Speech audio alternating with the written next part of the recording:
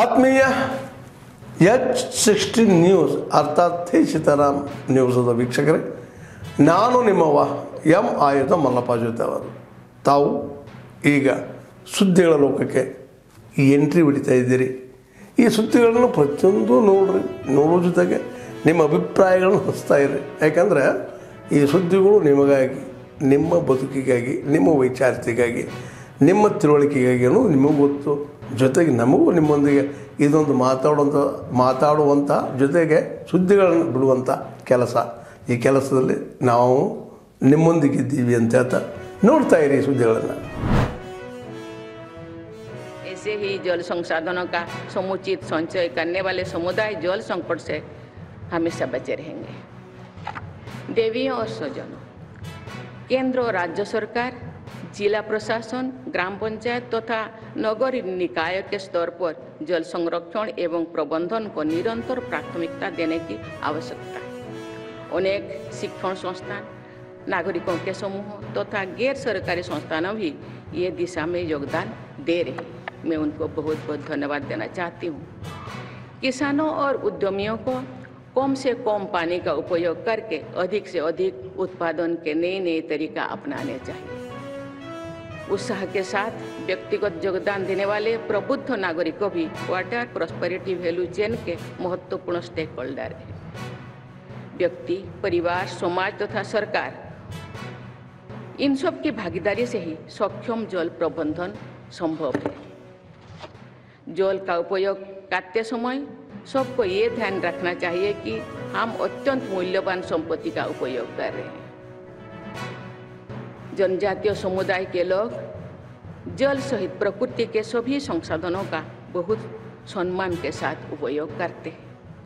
जल संसाधनों का सर्वाधिक सक्षम तरीके से उपयोग करना हमारे सभी देशवासियों की जीवन शैली का अभिन्न अंग होना चाहिए. व्यक्तिगत और सामूहिक स्तर पर सभी को जल संरक्षण के प्रति निरंतर सचेत रहना चाहिए. हमारे देश की जन चेतना में जल चेतना का संचार बहुत जरूरी है. मैं कहा करती हूँ कि जनशक्ति के बल पर ही जल शक्ति का संचयन और संरक्षण किया जा सकता है.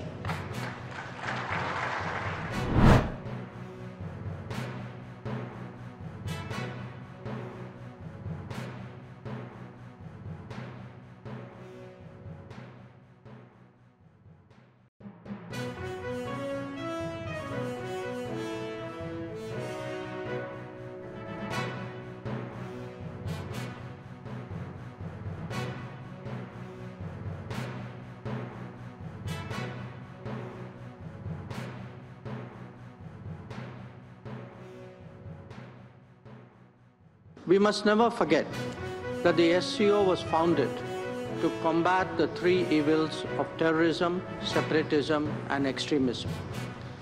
These threats have become even more serious in the years that have passed. It is imperative that the world display zero tolerance towards terrorism in all its forms and manifestations. There can be no justification, no looking away, and no whitewashing. As India has demonstrated, we have the right to defend our people against terrorism and will exercise it. India strongly supports its reform-oriented agenda. We welcome centers addressing challenges such as organized crime, drug trafficking, and cyber security. As the organization becomes more diverse, the SCO must be more flexible and more adaptable. To this end, the long-delayed decision to make English an official language of the SCO must be prioritized. Colleagues, Excellencies, we all recognize that the SCO must keep up with contemporary changes. ವಾಣಿ ಪಾವಡ ತಾಲೂಕು ಕಸಬಾಬಳಿ ಕೃಷ್ಣಗಿರಿ ಆಲ್ತಮದ್ದತೆಯಲ್ಲಿ ವಾಸವಾಗಿರ್ತಕ್ಕಂಥ T Siddappa ಎಂಬ ನಾನು ಸುಮಾರು 65 ವರ್ಷ ವಯಸ್ಸು, ನನ್ನ ಪತ್ತಿಗೆ 55 ವರ್ಷ ವಯಸ್ಸು. ಆದರೆ ಇವತ್ತಿನ ರಾತ್ರಿ ಬೆಳಗಿನ ಜಾವ 4:15ಗೆ ನಾನು ಮನೆಗೆ ಬಂದ ಸಂದರ್ಭದಲ್ಲಿ 10 ನಮ್ಮ ಮನೆ ಬೀಗ ಹೊಡೆದು ಓಪನ್ ಆಗಿತ್ತು. ಅದಕ್ಕೂ ಮುಂಚಿತವಾಗಿ ರಾತ್ರಿ 9:30 ತನಕ ಮನೆಯಲ್ಲೇ ವಾಸವಾಗಿದ್ವಿ. 9:30 ತದನಂತರ ಬಂದಕ್ಕೆ ನಾವು ಹೊಸ ಮನೆ ಒಂದು ಕಟ್ಟಿದ್ವಿ. ಅಲ್ಲಿ ದನ ಕರು ಕೋಳಿ ಇದೆ ಅಂತ ಹೇಳ್ಬಿಟ್ಟು ಅಲ್ಲಿಗೆ ಹೋಗಿ ಮಲಗಬಹುದು ನಮ್ಮ ಹೆಂಗಸರ ನಾವು. తర్వాత ನನಗೆ 1:30ಕ್ಕೆ ಎಚ್ಚರಿಕೆ ಆಯಿತು. ಆವಾಗ ಸೊಂಟ ನೋವಿನ ಬಲದಿಂದ ನಾನು ಎದ್ದೇಳೋಕ್ಕಾಗದೆ ಹಿಂಗೆ ಮಲಿಕೊಂಡೆ. ಮತ್ತು 3:30ಕ್ಕೆ ಎಚ್ಚರಿಕೆ ಆಯಿತು. 3:30ಕ್ಕೆ ಎಚ್ಚರಿಕೆ ಆದರೂ ಹೋಗೋ ಎದ್ದೇಳೋಕ್ಕಾಗಲಿಲ್ಲ. ಸಂತೆಗೆ ಹೋಗುವ ಒಂದು ಭರವಸೆ ಇತ್ತು, ಮರಿ ಸಂತೆಗೆ. ಆ ಕಾರಣದಿಂದ ನಾನು ಮರಿ ಸಂತೆಗೆ ಹೋಗೋಣ ಅಂತ ಹೇಳ್ಬಿಟ್ಟು 4 ಎಚ್ಚರಿಕೆ ಆದ ಸಂದರ್ಭದಲ್ಲಿ ಎದ್ದ ತಕ್ಷಣ ನಮ್ಮ ಮನೆ ಹತ್ರ ಮುಖ ತೊಳೆಯಲೆಂದು ನಾನು ಹಳೆ ಮನೆ ಶೀಟಿನ ಮನೆ ಹತ್ರ ಬಂದೆ. ಶೀಟಿನ ಮನೆ ಹತ್ರ ಬಂದಾಗ ಮನೆ ಬೀಗ ಹಾಕಿರಲಿಲ್ಲ. ಏನು ಕಾರಣ, ನಮ್ಮ ಹೆಂಗಸರನ್ನು ಮರ್ತೋಗಿರ್ಬೋದಾ ಏನು ಅಂತ ಹೇಳ್ತು. ಒಳಗಡೆ ಹೋಗಿ ಬೀಗ ನೋಡಿದರೆ ಬೀಗ ಇರಲಿಲ್ಲ. ತಕ್ಷಣ ಯಾಕೆ ಭಯ ಆಯಿತು. ಒಳಗಡೆ ಹೋದೆ, ಬೀರು ಬಾಗಿಲು ತೆಗೆದಿತ್ತು. ಬೀರು ಬಾಗಿಲು ಮತ್ತು ಇನ್ನೊಂದು ಡೋರ್ ಇದೆ ಅದೇ ಮನೆಗೆ, 2 ರೂಮ್ಗೆ. ಆ ಡೋರ್ನು ಓಪನ್ ಆಗಿತ್ತು. ತಕ್ಷಣ ಬೀರಿನಲ್ಲಿ ನೋಡಬೇಕಾಗಿದೆ. ಬೀರ್ ಲಾಕ್ ಓಪನ್ ಆಗಿತ್ತು. ಏನು ನಾನು ಇಟ್ಟಿರ್ತಕ್ಕಂಥ ಒಂದೇ ಒಂದು ವಸ್ತುವಾಗಲಿ, ಬೆಳ್ಳಿ, ಬಂಗಾರ, ದುಡ್ಡು, ಕಾಸು 3,63,000 ರೂಪಾಯಿ ಹಣ, ಒಂದು ಬಂಗಾರದ ಚೈನು, $1 ನಮ್ಮ ಹೆಂಗಸರಾದ ಆ್ಯಂಗ್ಲೆಸ್ ವಾಲೆ, ಅಲ್ಲಿಂದ ಬಂದುಬಿಟ್ಟು 2 ಜೊತೆ ಕಾಲು ಚೈನ್, ನಮ್ಮ ಮಗಳ ದೊಡ್ಡ ಮಗಳದೊಂದು ಮೊಮ್ಮಗಳದೊಂದು. ಸುಮಾರು ನನ್ನ ಮಗ ಕಂಪ್ನಿಯಲ್ಲಿ ಬೆಂಗಳೂರಲ್ಲಿ ಕೆಲಸ ಮಾಡ್ಬೇಕಾದ್ರೆ ಗಿಫ್ಟ್ ಕೊಟ್ಟಿರ್ತಕ್ಕಂಥ 4 ಕಾಯಿನ್ಗಳು, ಒಂದು $5 ಕಾಯಿನ್ ದೊಡ್ಡದು.